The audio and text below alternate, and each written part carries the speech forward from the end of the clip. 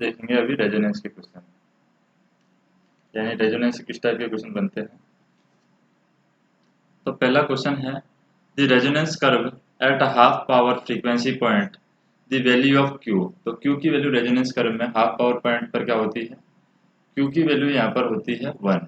कैसे निकालते हैं क्यू की वैल्यू, क्योंकि जो क्यू फैक्टर होता है वो होता है Q factor equal to X divide by R, और यहाँ पर एट हाफ पावर फ्रीक्वेंसी पर एक्स की वैल्यू आर के बराबर होगी। एक्स की वैल्यू आर के बराबर होगी, इसका मतलब हम क्यू की वैल्यू क्या लिखेंगे, 1 लिखेंगे, तो 1 आंसर आ जाएगा। नेक्स्ट हम देखें, in parallel RLC circuit which of the following is not correct at resonance condition. तो पैरेलल आरएलसी सर्किट में कौन सी चीज़ यहाँ पर करेक्ट सिचुएशन नहीं है, यहाँ पर पावर फैक्टर यूनिटी ये सही है, इम्पल्स इम्पीडेंस इज मैक्सिमम ये भी सही है रेजोनेंस कंडीशन में, net reactive current is equal to source current ये यहाँ पर गलत है, क्योंकि नेट रिएक्टिव करंट है इक्वल टू सोर्स करंट यहाँ पर नहीं है रहती है। नेट का रिएक्टिव करंट है वो आई सी माइनस के आई एल इक्वल टू 0 रहती है पैरेलल आरसी सर्किट के अंदर, और एडमिटेंस यहाँ पर मिनिमम रहती है, इसका मतलब इम्पीडेंस यहाँ पर मैक्सिमम रहेगी। इम्पीडेंस मैक्सिमम, एडमिटेंस यहाँ पर मिनिमम रहती है पैरेलल आरएलसी सर्किट के अंदर, एडमिटेंस मिनिमम। तो दो कंडीशन है यहाँ पर। नेक्स्ट हम देखें, और पावर फैक्टर यहाँ पर यूनिटी रहता है, EF equal to 1। Dynamic impedance of ideal tank circuit is, ideal tank circuit का जो डायनेमिक इम्पीडेंस क्या होता है, आइडियल टैंक सर्किट क्या होता है, एक तो एल होगा, इसके पैरेलल में सी होगा, ये होगा हमारा आइडियल टैंक। तो आइडियल टैंक के अंदर हम बात कर रहे हैं, यहाँ पर आर की वैल्यू क्या है, 0 है पैरेलल आरएलसी सर्किट के अंदर। आर की वैल्यू 0 है, तो इसका मतलब हम कह सकते हैं कि डायनेमिक इम्पीडेंस है वो क्या होगी, डायनेमिक इम्पीडेंस इक्वल टू होगा L divide by R C. लेकिन आर की वैल्यू 0 है, इसका मतलब ये हो जाएगा इनफाइनाइट, और इनफाइनाइट हमारा आंसर ये आ जाएगा, क्योंकि कोई भी संख्या में अगर 0 का भाग देते हैं तो वो वैल्यू चला जाती है इनफाइनाइट में, और इनफाइनाइट हमारा ये होगा। नेक्स्ट हम देखें, in series RLC circuit, in series RLC circuit voltage magnification occur across capacitor at a frequency. तो मैग्निफिकेशन जो होता है सीरीज आरएलसी सर्किट के अंदर वो किस फ्रीक्वेंसी पर होगा। तो यहाँ पर अगर मैग्निफिकेशन की बात करें हम, तो मैग्निफिकेशन होता है एफ सी की जो वैल्यू है वो होगी, अगर मैग्निफिकेशन हमें करवाना है तो इसको हम यहाँ पर लिख लेते हैं,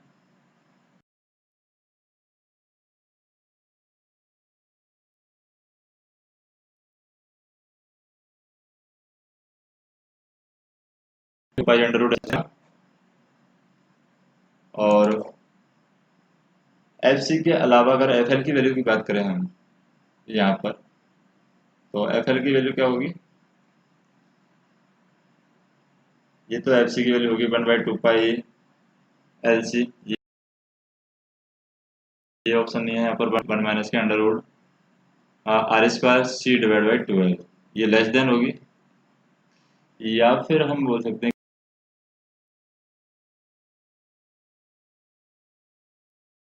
कि एफ एल की जो अंडर रूट एल सी और 1 डिवाइड बाई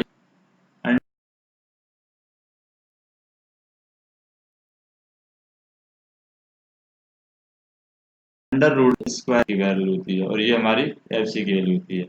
तो voltage magnification occur across the capacitor below resonant frequency and above resonant frequency inductor in series RLC circuit. और अबव रेजोनेंट फ्रीक्वेंसी पर क्या होगा, इंडक्टर के अक्रॉस ये होती है, तो ये वैल्यू आ जाएगी इंडक्टर के अक्रॉस। अगर अबव चला जाना है तो अबव में इंडक्टर के अक्रॉस आ जाएगी।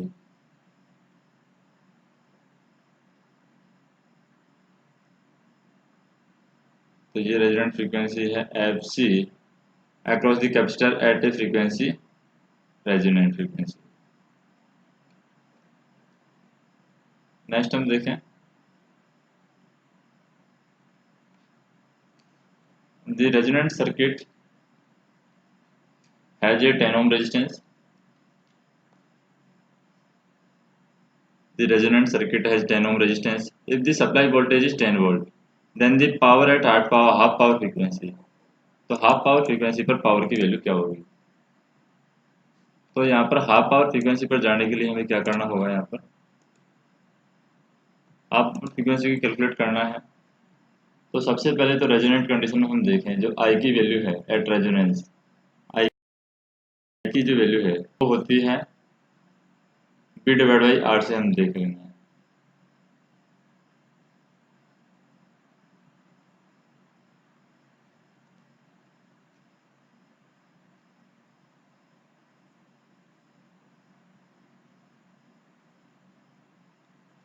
तो ये हो जाएगी आई की value B divide by are,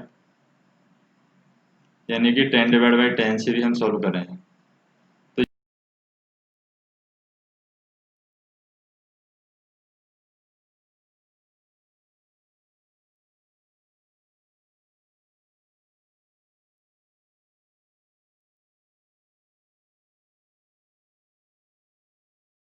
ये पावर फ्रीक्वेंसी,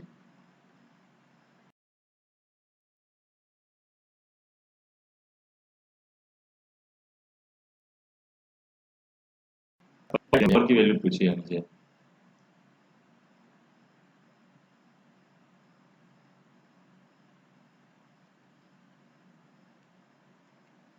तो यहाँ पर हाफ पावर फ्रीक्वेंसी के अकॉर्डिंग हम हाफ पावर फ्रीक्वेंसी का स्क्वायर कर देंगे इंटू आर कर देंगे यहाँ पर। तो ये हो जाएगा 1 डिवाइड बाई √2 का स्क्वायर, क्योंकि आई एम की वैल्यू क्या है 1, तो ये आई स्क्वायर इंटू आर की वैल्यू क्या है यहाँ पर 10, तो इससे आ जाएगी वैल्यू 5 वोल्ट और ये हमारा आंसर होगा।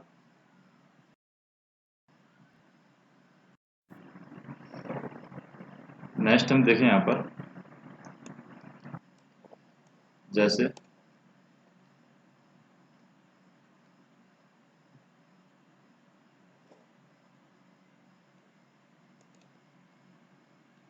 Resonant frequency of given circuit in radian पर सेकंड हमें निकालनी है।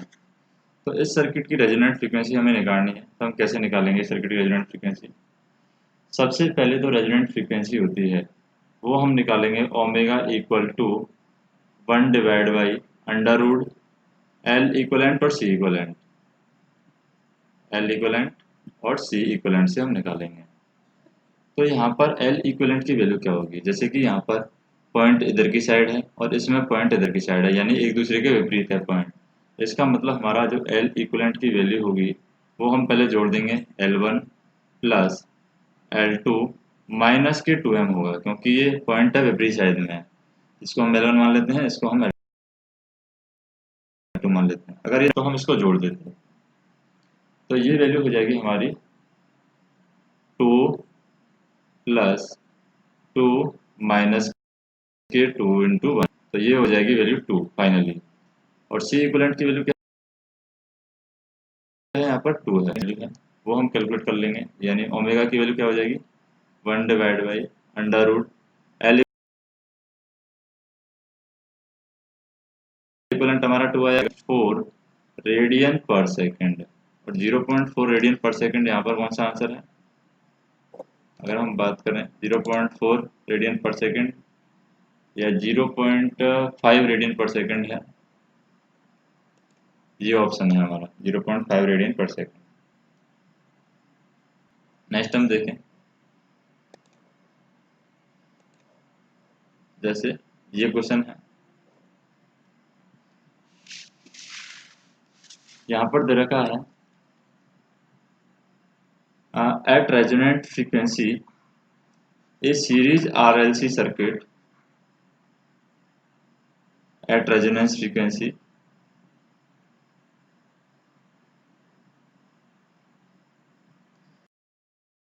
ए सीरीज सर्किट ड्रॉ में। तो रेजोनेंट फ्रीक्वेंसी पर सीरीज RLC सर्किट है वो मैक्सिमम करंट फ्लो करवाता है। वो किस वजह से फ्लो करवाता है? वो फ्लो करवाता है the difference between the inductive and capacitive reactance is 0। जैसे कि हम सीरीज RLC सर्किट की बात करें तो सीरीज RLC सर्किट में जो एक्सएल की वैल्यू है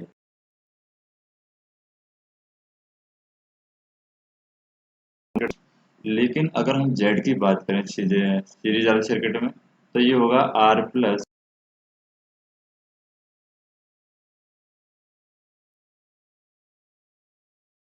जे। इसका मतलब हम कह सकते हैं कि जेड की वैल्यू क्या होगी,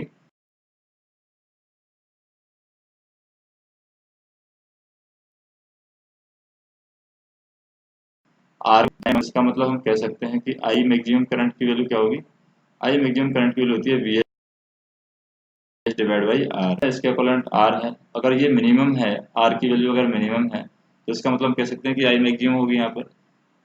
तो यही एक वजह है जिसकी वजह से हम कह सकते हैं कि V R equal to V S होगा।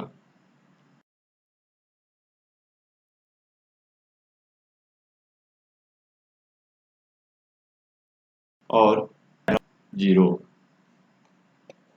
नेक्स्ट देखें, जैसे ये दे रखा है पैरेलल आरएलसी सर्किट।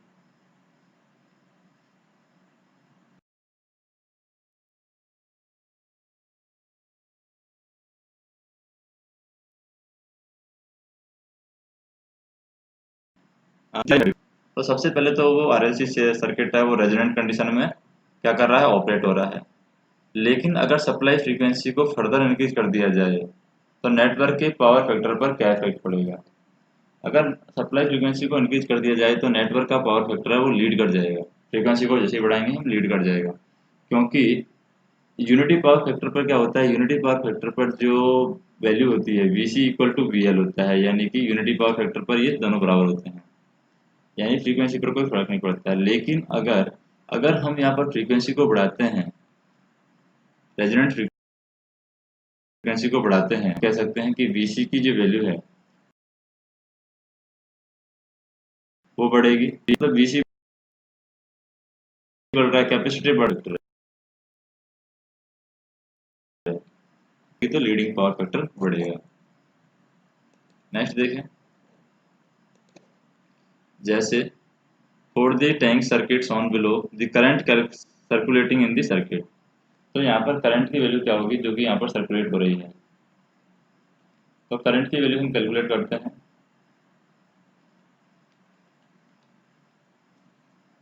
तो करंट की वैल्यू क्या होगी,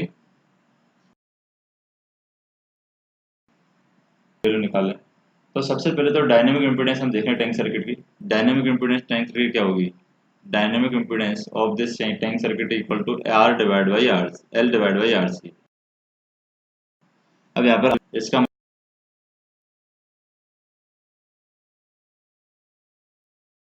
मतलब एल डिवाइड इनफाइनाइट है। अगर करंट यानी कि इम्पीडेंस की वैल्यू इनफाइनाइट है, अगर इम्पीडेंस की वैल्यू इनफाइनाइट है तो हम कह सकते हैं करंट की वैल्यू क्या होगी, वी इनफाइनाइट का मतलब वन डिवाइड बाई जीरो, तो जीरो पर चला जाएगा, यानी कि करंट की वैल्यू यहाँ पर जीरो होगी। तो करंट की वैल्यू क्या होगी, जीरो एम्पियर। तो ये हमारा आंसर होगा जीरो एम्पियर। नेक्स्ट देखें, जैसे यानी करंट की वैल्यू यहाँ पर आ गई है जीरो एम्पियर, ये वाली जीरो एम्पियर है।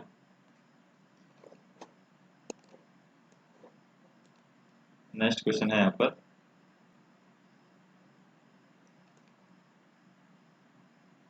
469, how the selectivity will change of series resonant circuit if it's figure of merit increase. अगर इसका फिगर ऑफ मेरिट इंक्रीज कर रहा है, तो हम कहेंगे कि यहाँ पर फिगर ऑफ मेरिट है, या फिर हम बोल सकते हैं क्वालिटी फैक्टर। तो सेलेक्टिविटी है किस तरीके से चेंज होगी। तो सेलेक्टिविटी भी यहाँ पर अगर फिगर ऑफ मेरिट यहाँ पर इंक्रीज हो रहा है तो सेलेक्टिविटी भी यहाँ पर इंक्रीज होगी, क्योंकि यहाँ पर जो क्वालिटी फैक्टर होता है वो डायरेक्टली प्रोपोर्शनल टू होता है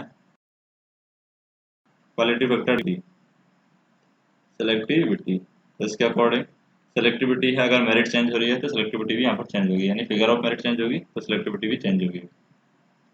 नेक्स्ट हम देखें, जैसे कि क्वेश्चन दिया हुआ है।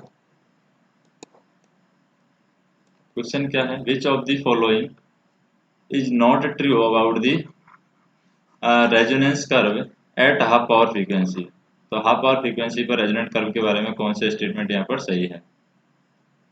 तो हाफ पावर फ्रीक्वेंसी के बारे में हम बात करें, वैल्यू है not true about the resonant curve of R power frequency. तो बैंड विड्थ है यहाँ पर आर बाई एल होती है, ये सही है। क्वालिटी फैक्टर है 1 होता है रेजोनेंट फ्रीक्वेंसी पर, ये भी सही है। Resonance about the resonance curve at half power frequency, half power frequency पर इम्पीडेंस है वो √2 × R होती है, ये भी यहाँ पर सही है। क्योंकि अगर हम रेजोनेंट कर्व की बात करें हाफ पावर पॉइंट पर, तो यहाँ पर एक्स की वैल्यू किसके इक्विवेलेंट होती है, आर। की वैल्यू अगर हम बात करें इम्पीडेंस अगर हम कैलकुलेट भी करना चाहें तो M square plus R square √R² plus R square, तो ये वैल्यू √2R। और सर्किट के फेज एंगल की बात करें यानी थीटा की बात करें, सर्किट के phase angle theta equal to होता है tan inverse x divide by R.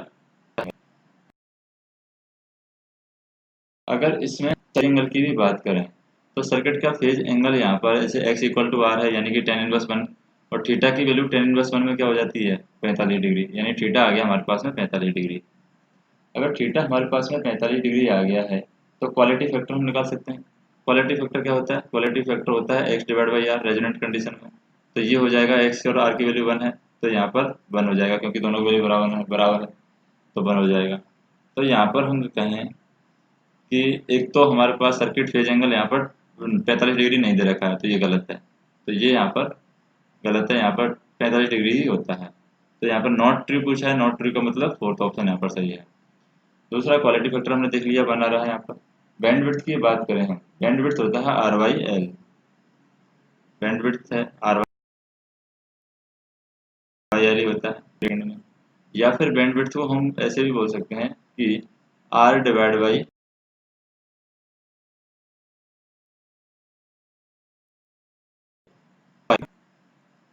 और एक रह गया है यहाँ पर इम्पीडेंस की वैल्यू, यानी इम्पीडेंस जो होता है इम्पीडेंस को हम ऐसे निकाल सकते हैं √R² प्लस आर स्क्वायर यानी √2R, तो ये √2R इम्पीडेंस भी होती है। तो ये सारी कंडीशन हमारे सही है यहाँ पर। नेक्स्ट हम देखें, जैसे circuit also called anti resonant circuit, तो किस टाइप का सर्किट है यहाँ पर, एंटी रेजोनेंट सर्किट भी कहलाता है। तो एंटी रेजोनेंट सर्किट की बात करें तो पैरेलल रेजोनेंट सर्किट है वो, इसको एंटी रेजोनेंट सर्किट भी कहते हैं। पैरेलल रेजोनेंट सर्किट के अंदर एडमिटेंस होती है वो मिनिमम होती है, क्या होती है बाई, यानी एडमिटेंस यहाँ पर मिनिमम होती है, एडमिटेंस मिनिमम, और इम्पीडेंस होती है वो मैक्सिमम होती है, इम्पीडेंस मैक्सिमम। तो एडमिटेंस अगर मिनिमम होती है पैरेलल सर्किट के अंदर तो यहाँ पर हम कह सकते हैं कि आई की value B divide by Z minimum, और बी डिवाइड जेड मिनिमम, या फिर अगर आई की value B divide by Z होगी और जेड होगा मैक्सिमम, क्योंकि इम्पीडेंस मैक्सिमम होती है, तो जेड मैक्सिमम इसका मतलब आई की वैल्यू है मिनिमम होगी। तो इसको हम बोलते हैं एंटी रेजोनेंट, यानी हम कह सकते हैं एंटी रेजोनेंट या फिर रिजेक्टर सर्किट भी इसको कहला जाता है। एंटी रेजोनेंट या फिर क्या बोलते हैं इसको, ejector circuit, ejector circuit. Next देखें, जैसे दी supply frequency in radian per second of given circuit eight unity power factor. तो सप्लाई फ्रीक्वेंसी की वैल्यू क्या होगी यूनिटी पावर फैक्टर पर इस सर्किट के लिए, ये हम कैलकुलेट करते हैं। तो कैलकुलेट करने के लिए हमें यहाँ पर एक बार जगह बना लेते हैं, जैसे कि हम जहाँ पर इसको कैलकुलेट कर सकते हैं। तो यहाँ पर जैसे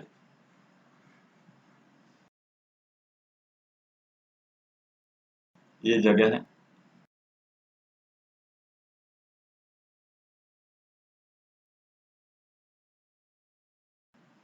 पहले बात तो हमें इम्पीडेंस इनपुट इम्पीडेंस निकालनी होगी, यानी कि जेड इनपुट की वैल्यू क्या होगी। तो जेड इनपुट हम देखें तो ये होगा जेड इनपुट जे ओमेगा एल, वैसे जो फार्मूला होता है जे ओमेगा एल प्लस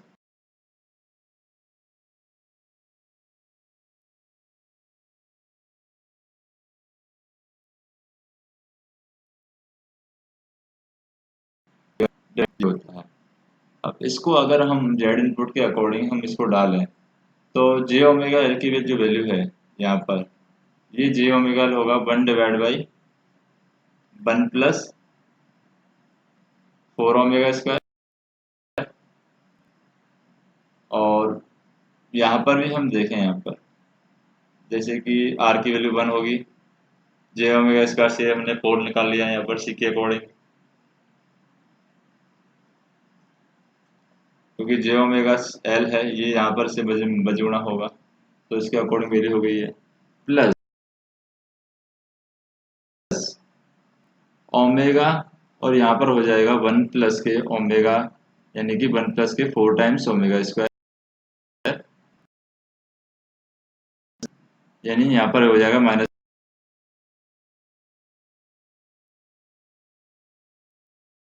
के 2 omega square input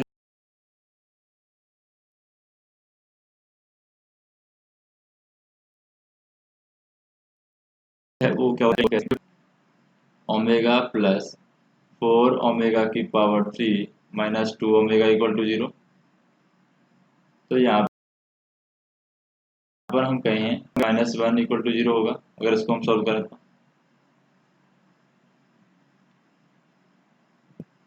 4 omega square minus के 1 इक्वल टू 0, और यहाँ पर ओमेगा की जो वैल्यू आएगी, ओमेगा की वैल्यू आएगी 0.5 रेडियन पर सेकेंड, लेकिन यहाँ पर 4 ओमेगा की पावर 3 नहीं होगी, ये ओमेगा प्लस ओमेगा स्क्वायर होगा, है इसके अकॉर्डिंग इसको सॉल्व किया है।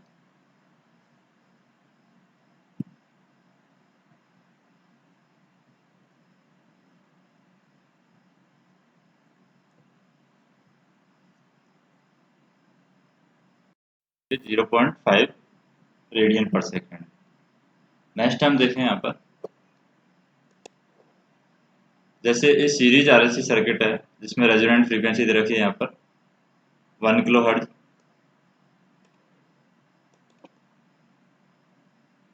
a series RLC circuit has a resonant frequency of 1 kilohertz.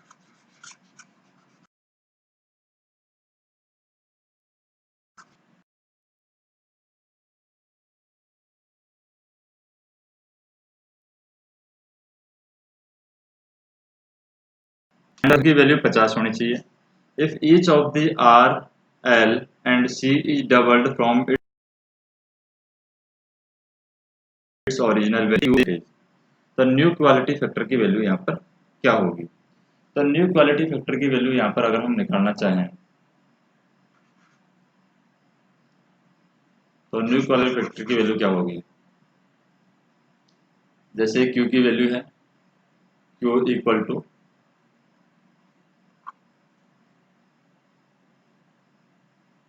यहाँ पर हम देखें Q की वैल्यू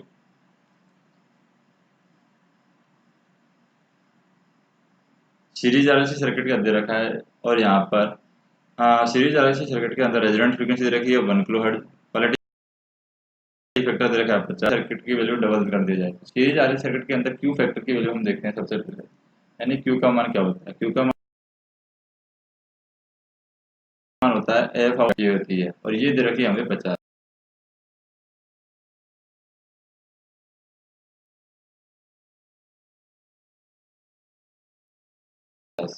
F0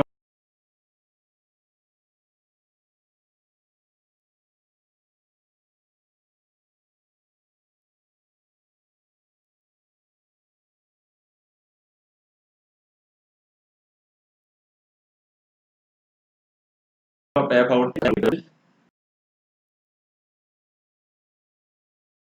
हमारा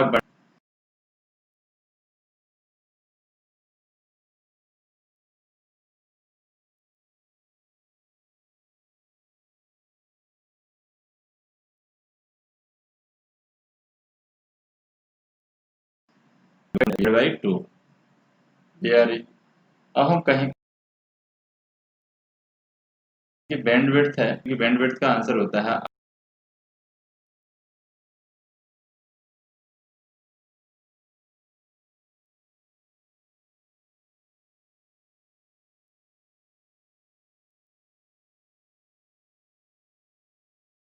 करेंगे 50 की जगह कितना हो जाएगा,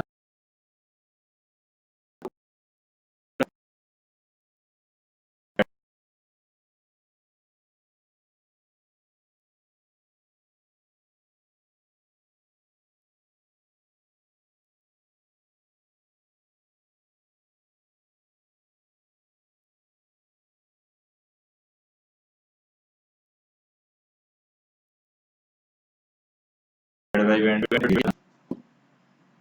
नेक्स्ट हम देखें, नेक्स्ट क्वेश्चन,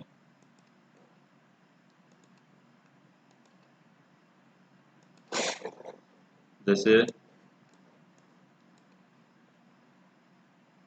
ये है 4 parallel RLC circuit, parallel RLC circuit दिया हुआ है यहाँ पर, और पैरेलल आरएलसी सर्किट,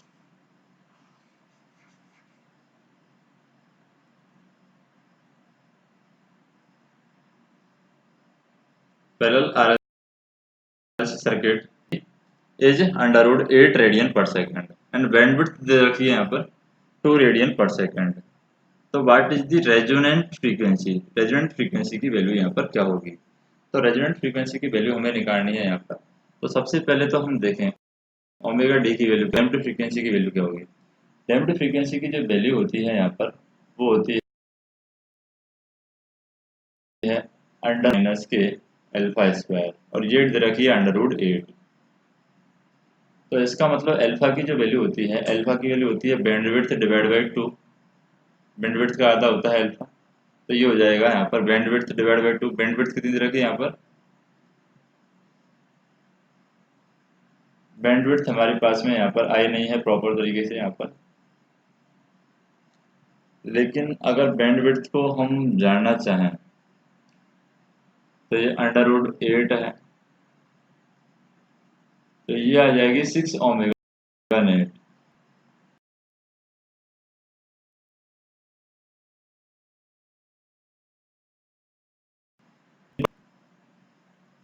तो 2 रेडियन पर सेकंड के अकॉर्डिंग ये सिर्फ ओमेगा नॉट के स्क्वायर के अकॉर्डिंग आ जाएगी,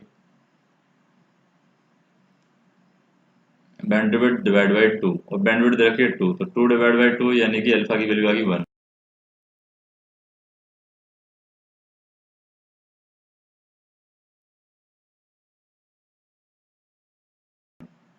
स्क्वायर निकालना है हमें, तो ओमेगा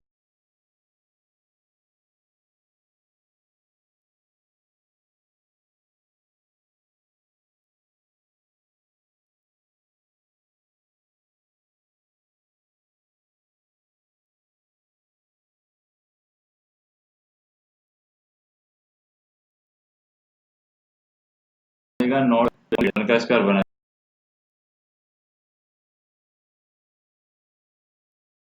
जाएगा। तो power factor of AC circuit is equal to, AC circuit का जो पावर फैक्टर होता है वो होता है आर बाई जेड, क्योंकि एसी सर्किट के अंदर जो पावर फैक्टर होता है वो हम देते हैं कॉस फाई, कॉस फाई की वैल्यू होती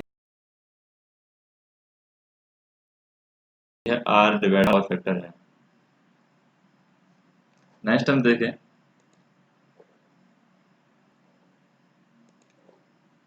जैसे at the frequency RLC series circuit operate at unity power factor.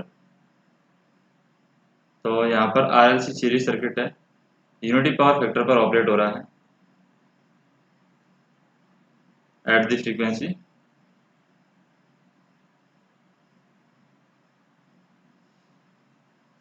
RLC series circuit operate at unity power factor. तो कैसे इसको सॉल्व करेंगे हम?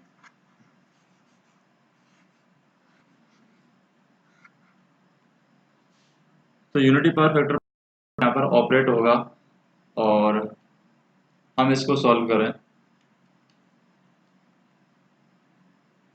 तो सीरीज रेजोनेंट सर्किट के अंदर होता है आरएल सीरीज सर्किट है और resonant circuit unity power factor दे रखा है, यानी यहाँ पर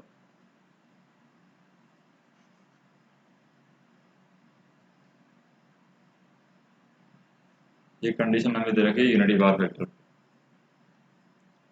तो फ्रीक्वेंसी की जो वैल्यू होती है एफ इक्वल टू होता है 1 divide by 2 pi under root L C, ये हमारी सीरीज सर्किट के अंदर यूनिटी पावर फैक्टर पर फ्रीक्वेंसी होती है। नेक्स्ट हम देखें, जैसे in this circuit shown if r equal to 0 then the phase angle between vt and it। अगर r इक्वल टू 0 है यहाँ पर तो vt और it के बीच में फेज एंगल क्या होगा? तो r की वैल्यू 0 रखते हैं पर यहाँ पर ये शॉर्ट हो जाएगा, और VT और IT करंट पर क्या इफेक्ट पड़ेगा, यानी फेज एंगल पर क्या इफेक्ट पड़ेगा। तो इंडक्टर यहाँ पर लगा हुआ है, इसलिए हम कह सकते हैं यहाँ पर जो एंगल है वो 90 डिग्री हो जाएगा। अगर इंडक्टर लगा हुआ है तो कैपेसिटर भी होगा तो भी 90 डिग्री लग जाएगा। क्यों, यहाँ पर हम कह सकते हैं सर्किट प्यूरली क्या हो जाएगा, इंडक्टिव हो जाएगा। अगर रजिस्टर यहाँ पर से हट जाएगा तो सर्किट इंडक्टिव होते ही यहाँ पर VT और IT के बीच में एंगल कितने का रह जाएगा, 90 डिग्री का, क्योंकि ये करंट है यहाँ पर 90 डिग्री। नेक्स्ट देखें, in the AC circuit, in the AC circuit the load in the AC circuit the load connected is 10 plus J10 voltage applied and current through the load। तो voltage and current के बीच में angle क्या होगा, तो load impedance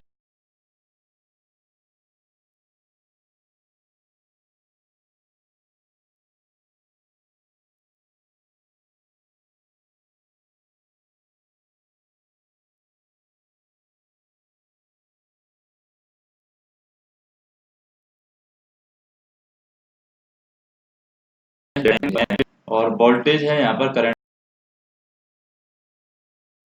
से 45 degree. ये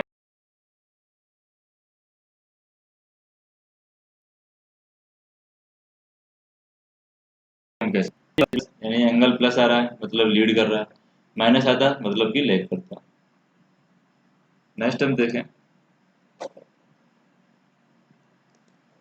जैसे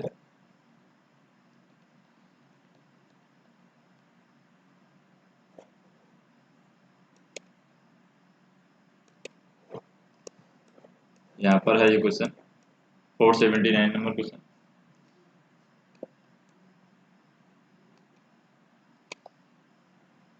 question दिया हुआ है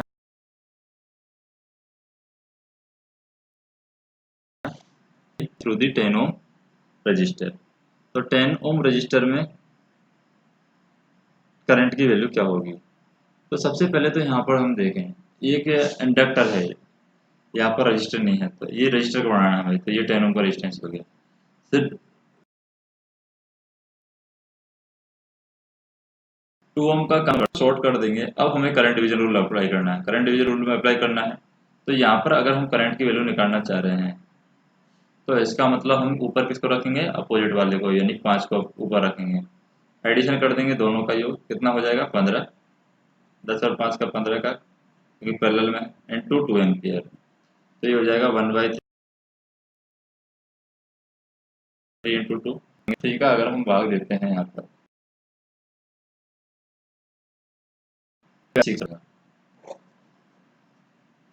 नेक्स्ट देखें,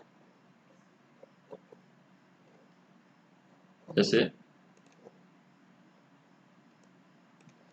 यहाँ पर हो गया 0.66 answer. The admittance y equal to A plus J V, then A की वैल्यू क्या होगी, ए क्या है यहाँ पर। तो यहाँ पर हम देखें, जैसे एडमिटेंस जो होती है वो होती है कंडक्टेंस प्लस ससेप्टेंस। तो यहाँ पर जो वैल्यू होगी वो कंडक्टेंस होगी। एडमिटेंस की वैल्यू क्या होती है, ये यहाँ पर ए कहलाता है हमारा कंडक्टेंस, CONDUCTANC कंडक्टेंस, और ये यहाँ पर कहलाता है वी, यहाँ पर ससेप्टेंस, SUSCEPTANCE ससेप्टेंस। नेक्स्ट हम देखें अगला क्वेश्चन, जैसे कि यहाँ पर हमें दे रखा है an AC circuit is supplied with active power of 500 watt and the reactive power is 500 VAR, then the load power factor of circuit। तो सर्किट का लोड पावर फैक्टर क्या होगा। तो पावर फैक्टर यहाँ पर दे रखा है, इसका मतलब हम कह सकते हैं कि cos फाई पावर फैक्टर होता है, cos फाई इक्वल टू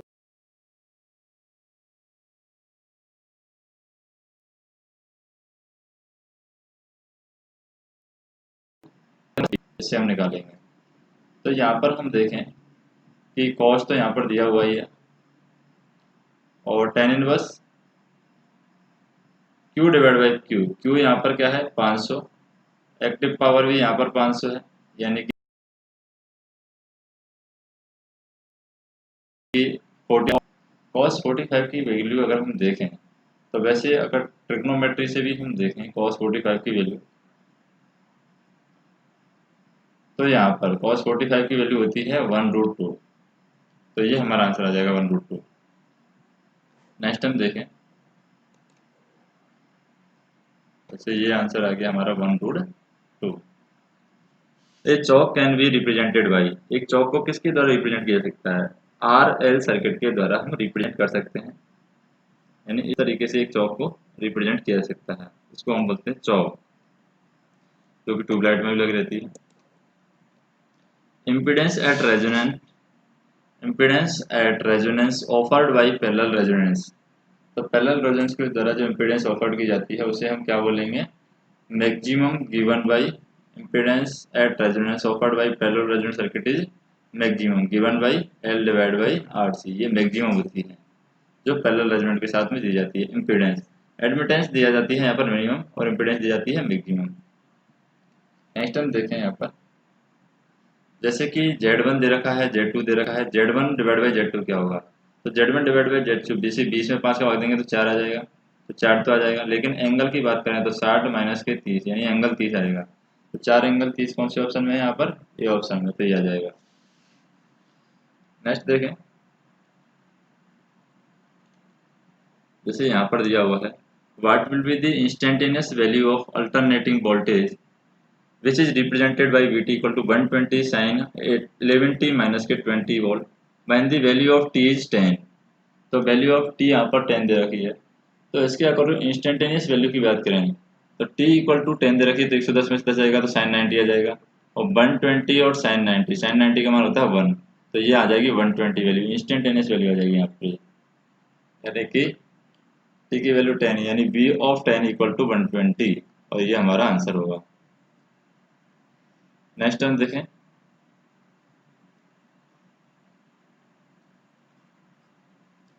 जैसे 486 हम देखें यहाँ पर question,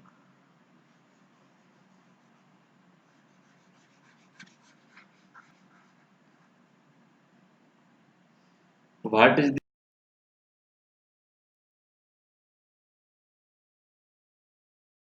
value reactance in ohms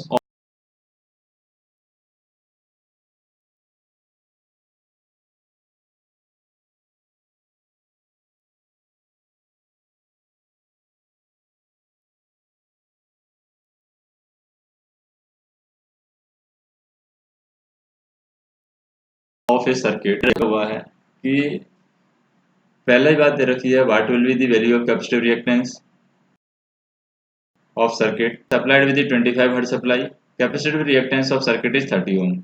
और जब इसको 100 हर्ट्ज से सप्लाई करेंगे तो क्या होगा? तो सबसे पहले तो एक्सी जो की वैल्यू होती है वो होती है 1 डिवाइड बाई 2πfc, यानी कि फ्रीक्वेंसी के डायरेक्टली इनवर्स प्रोपोर्शनल होती है। और दूसरी कंडीशन हम देखें XC1 और XC2 में कंडीशन क्या है कि वो होगी F2 डिवाइड बाई F1।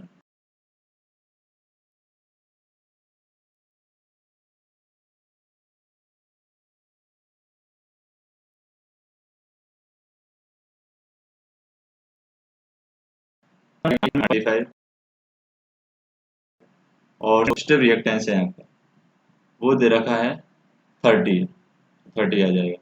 तो इसको काटें, यहाँ पर 4 बार कटेगा यानी 120 आएगी फर्स्ट कंस्ट्रक्टिव रिएक्टेंस, तो 120 हमारा आंसर हो जाएगा।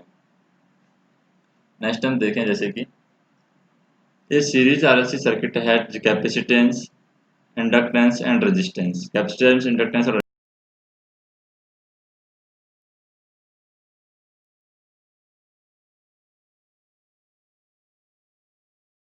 रेजिस्टेंस की वैल्यू दे रहा है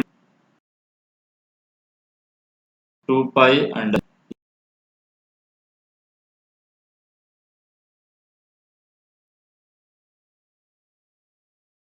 ये हमारी होती है 2 पाई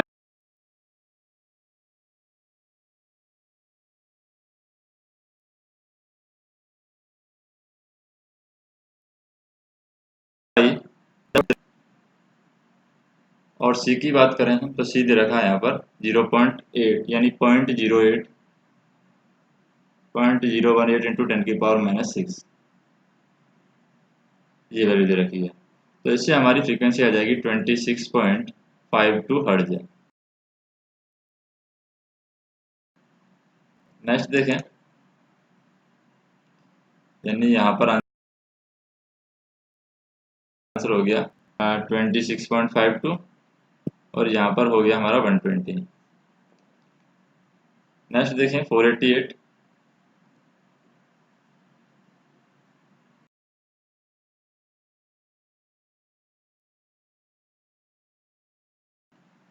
वैल्यू ऑफ करंट, इसमें हमें यहाँ पर इसको सॉल्व करने के लिए स्पेस कर लेते हैं पहले।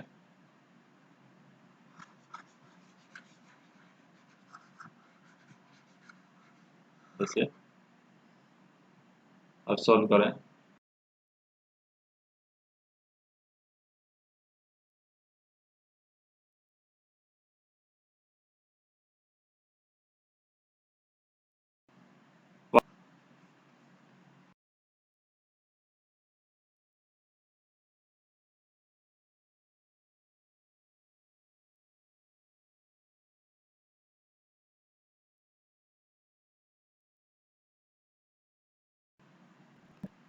at half hour frequency of a series RLC circuit at resonance in the maximum value of current is 20 ampere.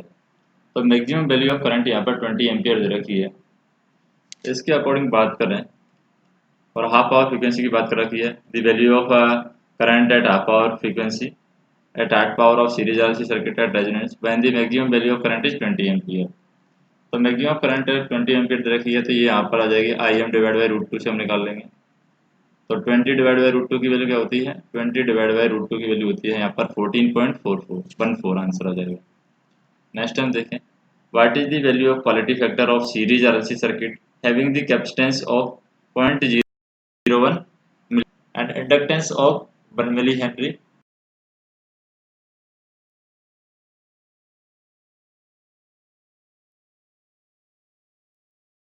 0.01 milli farad. तो इसके अकॉर्डिंग जो वैल्यू होगी, यानी क्वालिटी फैक्टर की जो वैल्यू होगी, Q इक्वल टू होता है यहाँ पर 1/r under root L/C। Q equal to होता है 1/r अंडर रूट L/C। तो यहाँ पर 1/r की वैल्यू हम देखें तो ये आ जाएगी 1 डिवाइड बाई r। r की वैल्यू क्या है 75, क्योंकि ये हमें दे रखा है सीरीज आरएलसी सर्किट दे रखा है। तो सीरीज आरएलसी सर्किट में क्वालिटी फैक्टर इसी से निकालते हैं, Q equal to 1/r under root L/C। और अंडर रूट में L की वैल्यू क्या है, यहाँ पर L की वैल्यू दे रखी है 1 डिवाइड बाई C की वैल्यू क्या है 0.01। तो इससे इसको सॉल्व करेंगे तो ये आ जाएगी 0.13। नेक्स्ट हम देखें, नेक्स्ट क्वेश्चन, जैसे विच of the following is correct about the series RLC circuit. तो सीरीज आरएलसी सर्किट के अंदर कौन सी बात यहाँ पर सही है। पहली बात तो bandwidth decrease with the decrease in inductance, ये गलत है यहाँ पर। It's bandwidth decrease with decrease in resistance, ये सही है यहाँ पर। बैंडविड्थ भी डिक्रीज होगी अगर रेजिस्टेंस डिक्रीज होगा, क्योंकि सीरीज आरएलसी सर्किट के अंदर क्या होता है, बैंडविड्थ डायरेक्टली रेजिस्टेंस के प्रोपोर्शनल होती है। सीरीज आरएलसी सर्किट के अंदर बैंडविड्थ डायरेक्टली क्या है, प्रोपोर्शनल होती है रेजिस्टेंस के। अगर यहाँ पर बैंडविड्थ डिक्रीज हो रही है, इसका मतलब रेजिस्टेंस भी डिक्रीज हो रहा है। नेक्स्ट देखें हम, जैसे ये है 491, इसके लिए हम स्पेस कर लेते हैं सॉल्व करने के लिए।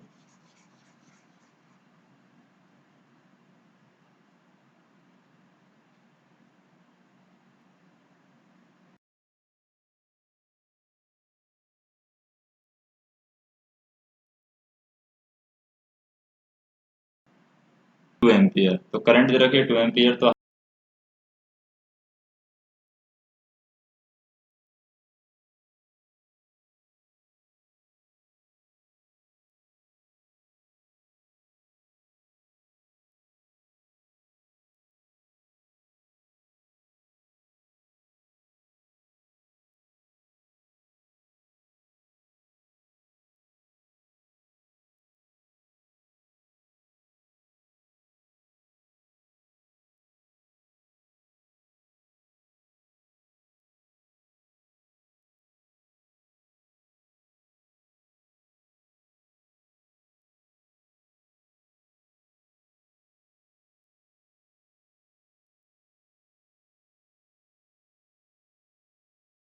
Half L into D I by D T की वैल्यू रखे 0.5, तो ये हो जाएगा 4। तो वी एल की वैल्यू हो जाएगी यहाँ पर 4 वोल्ट, तो ये आंसर आ जाएगा 4 वोल्ट।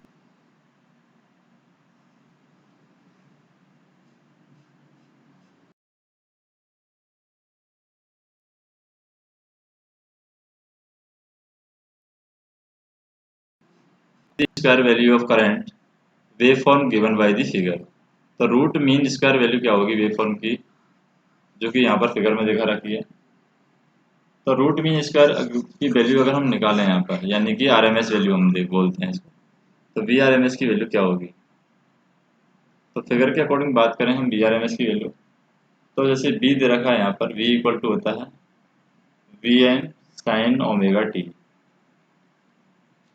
और अगर आर एम एस वैल्यू की बात करें तो आर एम एस वैल्यू की वैल्यू हम निकालते हैं अंडर रूट में 1/पाई और 0 से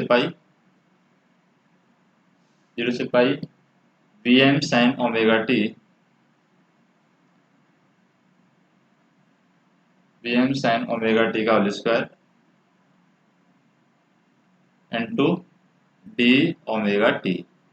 ये हमारी V R M S value होती है। अब इसको हम क्या करते हैं, वी एम स्क्वायर को हम बाहर ले लेंगे यहाँ पर, तो ये हो जाएगा V M square divide by pi, और ये वैल्यू हो जाएगी 0 से पाई के बीच में।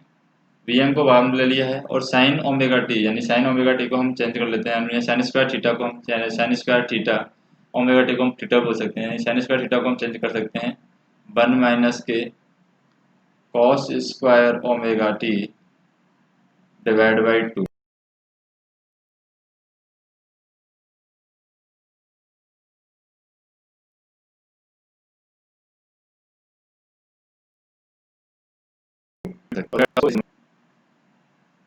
इस तरीके से।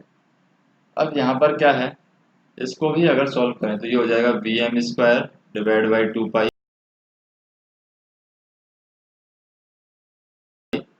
इसके कॉस 2 ओमेगा, या 1 cos² ओमेगा टी का, तो 1 का इंटीग्रेशन यहाँ पर क्या होगा, कुछ होगा नहीं, कॉस स्क्वायर का साइन स्क्वायर होता है, और साइन पाई का मान हम देखेंगे तो इसके अकॉर्डिंग ये वैल्यू हो जाती है पाई, सिर्फ फाइनल पाई। तो पाई की वैल्यू पाई -0, और ये पावर हो जाएगा 1/2। तो फाइनल हम वैल्यू सॉल्व करें तो ये हो जाएगी वी एम डिवाइड बाई √2, तो ये आर एम एस वैल्यू होती है वी एम बाई √2। और बी एम की वैल्यू दे रखी है यहाँ पर 20, तो 20 डिवाइड बाई √2 क्या हो जाएगा यहाँ पर 14.44 आंसर आ जाएगा। तो ये हमारा आंसर है 14.14। नेक्स्ट हम देखें, जैसे कि what is the value of capacitance in the RLC circuit. तो कैपेसिटेंस की वैल्यू यहाँ पर क्या है इस सर्किट के अंदर। तो कैपेसिटेंस की वैल्यू हम देखेंगे यहाँ पर, इस सर्किट के अंदर कैपेसिटेंस की वैल्यू निकालते हैं।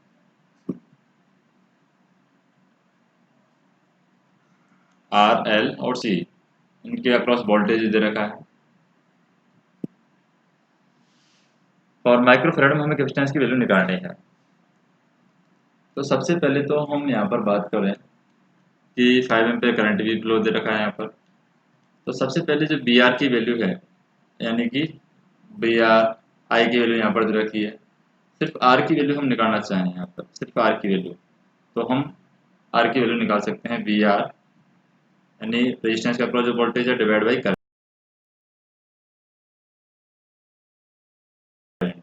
5। तो ये हमारे पास में आ गया 26 ओम, यानी कि आर की वैल्यू आ गई है 26 ओम। हमें कैपेसिटेंस की वैल्यू निकालनी है। तो अब ए बी के अक्रॉस वोल्टेज की बात करें हम, यानी कि यहाँ पर हम मान लेते हैं ए पॉइंट, यहाँ पर मान लेते हैं बी पॉइंट। तो ए बी के अक्रॉस जो वोल्टेज है वो क्या होगा, तो V A B equal to V R plus V सी।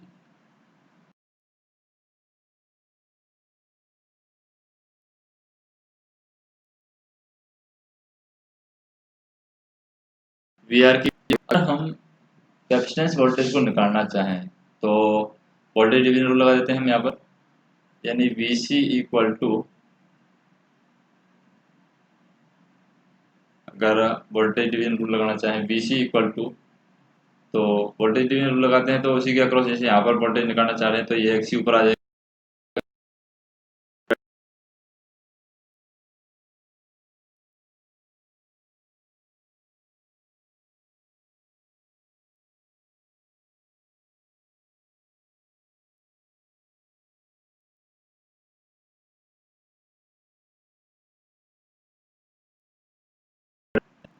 तो यहाँ पर इसको सॉल्व करते हैं। VC की जो वैल्यू है वो है 150 वोल्ट, तो 150 आ जाएगा।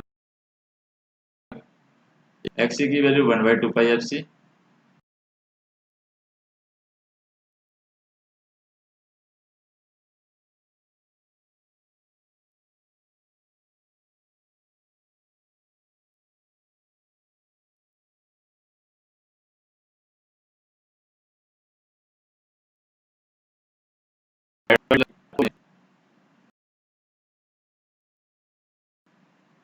है वो 280 होगा।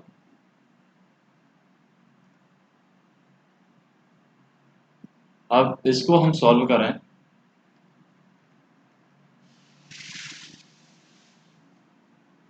तो क्या होगा वैल्यू,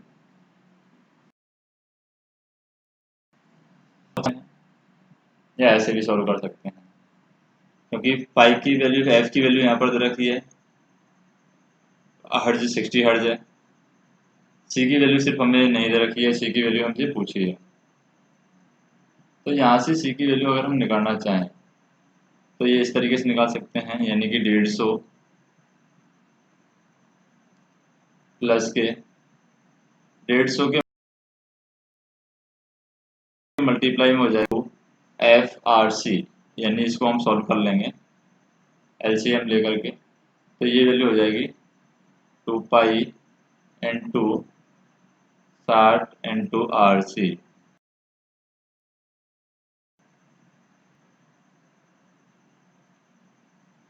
और फिर आगे भी हम सॉल्व करें इसको,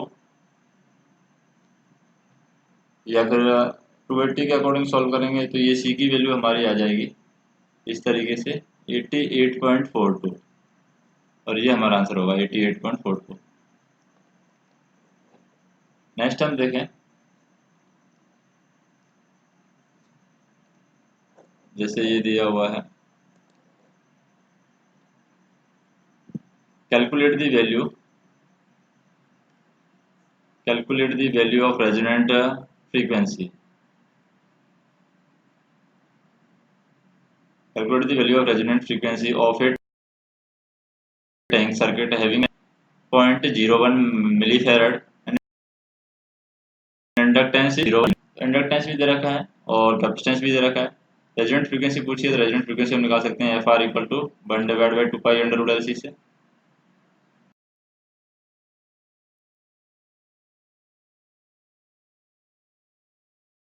एल और सी,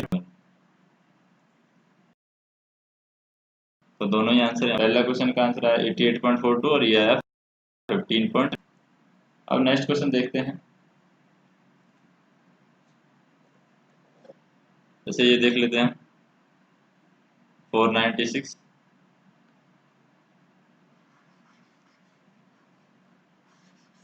और क्वेश्चन को सॉल्व करने के लिए स्पेस कर लेते हैं।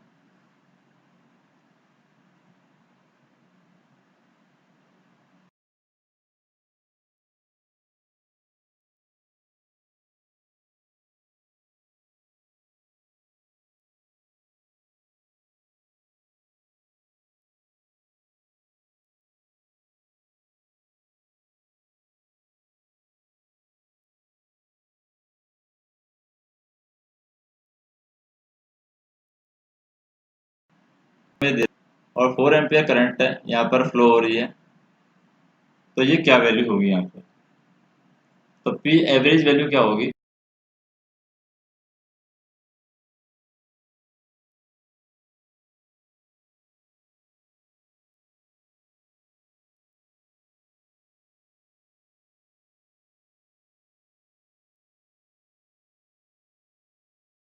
पी एवरेज, तो पी एवरेज हमें दे रखा है, एवरेज पावर की बात करें 200 दे रखा है, कैलकुलेट करना है पावर फैक्टर ऑफ, तो अपना मतलब कॉस थीटा हमें कैलकुलेट करना है। इक्वल टू आई एवरेज यहाँ पर रखिए 4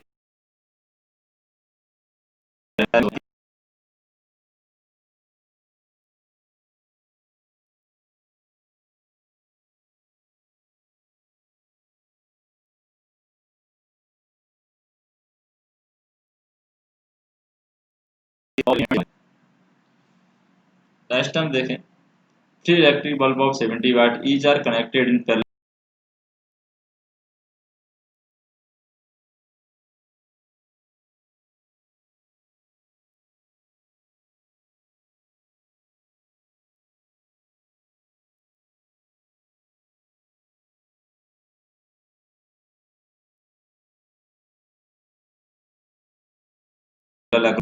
है। नेक्स्ट देखें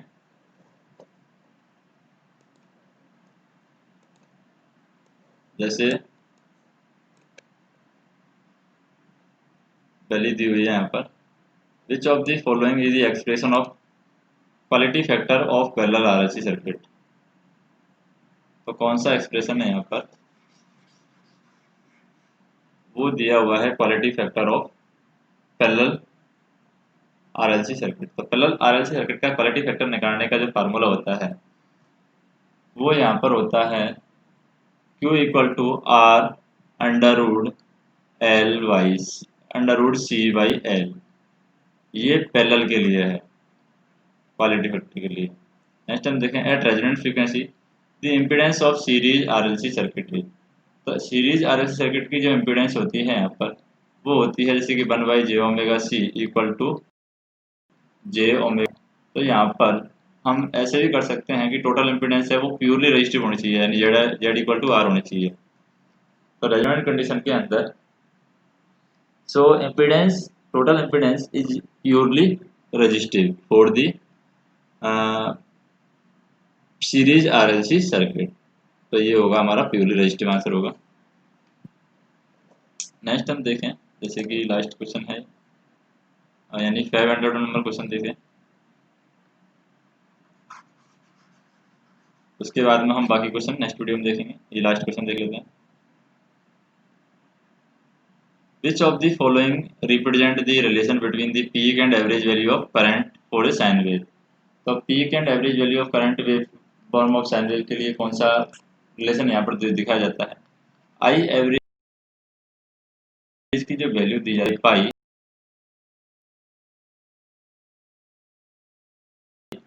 आई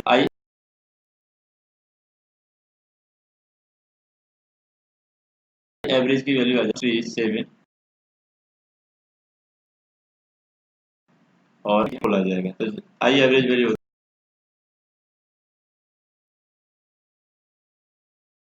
है 0.1। आई एम को भी हम बोल सकते हैं आई पीक, यानी कि पीक वैल्यू भी इसको बोला जा सकता है। और बाकी क्वेश्चन है हम नेक्स्ट वीडियो में देखेंगे।